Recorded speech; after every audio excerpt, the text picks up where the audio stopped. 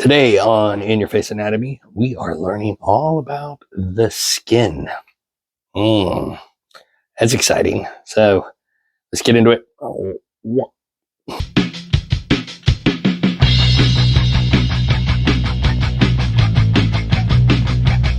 All right, the integumentary system. That's just a big word for your skin and the structures associated with your skin, like your fingernails or your hair, that kind of stuff.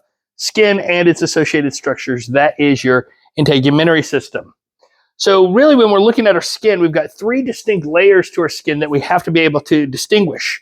We have our epidermis, that's going to be our outermost layer. Then underneath that, I've got my dermis. And then underneath my dermis, I have the hypodermis. So we go epidermis, dermis, hypodermis in that order. So let's look at the epidermis first. Again, like we just said, this is the outer layer of skin. And we want to remember from our tissue chapter that my epidermis is mostly, almost completely stratified squamous epithelium. So I put a little star next to that. Let's remember epidermis is stratified squamous. It is avascular, so there's no blood vessels there. My epidermis is actually dependent on the blood vessels that come up through the dermis. They've got to feed the epidermis. They've got to take away the waste products from the epidermis. It's completely dependent on those dermal blood vessels. Our epidermis is going to be thickest on our palms of our hands or on the soles of our feet where we come into contact with the outside world. We're also going to have melanocytes in the deeper parts of our epidermis. They are producing melanin. And so melanin is just what gives our skin or our hair its color. So I'm this color and my hair is this color because of the melanin in my epidermal layers. Our epidermis is also keratinized. So as these cells get pushed closer to the surface, they accumulate more and more keratin, and that causes them to dry out and die. It gives us this hard, tough protective layer around our skin. So if we look at a cross-section of just the epidermis alone, what we're going to end up seeing is we've actually got 5 layers to our epidermis. I've got my stratum corneum, I've got my stratum lucidum, stratum granulosum, stratum spinosum, and stratum basale. And we have to know this, and it's all sitting on top of that basement membrane. We have to know this, and we have to know it in order because there's a functionality to this that comes into play. So I can see my stratum corneum in purple here. These are just that layer of thin, flat cells. Stratum lucidum is not always there. We only have that on where the skin is a little bit thicker, where it is pressed or rubbed regularly. So typically we're talking our palms and our soles are the only time we really have stratum lucidum. Underneath that, I've got stratum granulosum. Underneath that, stratum spinosum. Underneath that, stratum basale. So they all start with stratum, but if we just look, let me get a different marker here. We'll go with this one. At that first letter, CLGSB, that's how we're going to remember this. We're going to say, come, let's get sunburned. Come, let's get sunburned. So the C for corneum, lucidum, granulosum, spinosum, basale. That's how we remember it. Come, let's get sunburned. In that order. They all start with stratum. You're just on your own to remember that.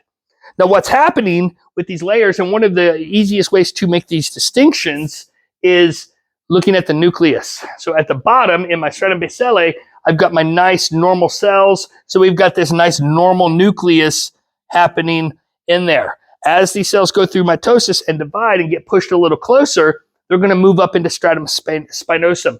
When we get to spinosum, the pressure's a little bit more on the cells because we're a little bit closer to the surface, and that's going to cause my nuclei to take on an oval shape. So I've got an oval-shaped nucleus with spinosum. I've got a nice round nucleus in basale, oval nucleus in spinosum. We go up a little higher as these cells keep getting pushed closer and closer, and I'm going to roll up into stratum granulosum. And with this one, the pressure is high enough that our cells are starting to warp and our nucleus actually starts to shrivel up as it buckles under the pressure. So with granulosum, we have this shriveled up nucleus. Spinosum, we have the oval nucleus. Basale, the nice round normal nucleus. Lucidum, like we said, is not always there. So maybe it's there, maybe it's not. And then by the time we get up to stratum corneum, the pressure is so much that these cells have completely collapsed and have just obliterated the nucleus. So we have no nucleus, we have none.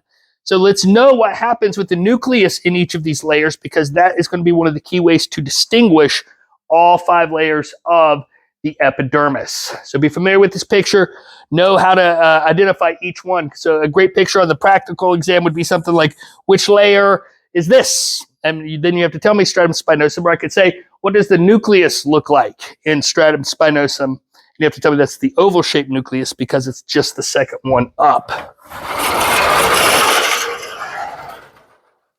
Now, skin color comes down to really 2 factors, heredity and environment. Those are the 2 key characteristics that play into your skin color. You are the color you are because of your parents and because of your environment. They can all have these effects. So we got genetic factors. This is probably the biggest one. So with genetic factors, it all comes down to that melanin, down in the deepest parts of our epidermis. And there's 2 characteristics with melanin. We want to know the size of the melanin granules, and we want to know how much melanin we have. And that's going to determine what color you end up being, or that's going to play a big factor in it. But there are some physiological factors that can absolutely change your skin color. Carotene, for instance. So carotene is what they put in carrot.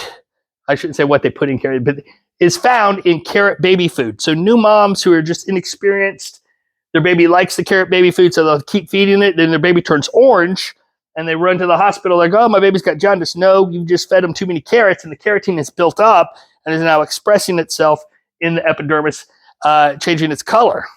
Or we could have jaundice. So with jaundice, that's the yellowing of our skin and eyeballs, and we associate jaundice specifically with liver or gallbladder disease. So there's something wrong with our liver, or there's something wrong with our gallbladder, primarily if we're showing jaundice. Another physiological factor is dilation or constriction of our dermal blood vessels, because remember, we're dependent on the dermis for those vessels. So dilation or constriction. And what I mean by that is if someone embarrasses you and you turn red, that is going to absolutely change your skin color. Now you're closer to a red. Or someone scares you and you turn white. We're going to constrict those blood vessels. That is going to change your skin color. So that is a physiological factor when it comes to skin color itself, something that can change your skin color, dilation or constriction of the blood vessels. The last one is the environmental factors. So that sunlight, you go out in the sun, or tanning beds, they kind of fall into that same category. Both of those will absolutely affect your skin color.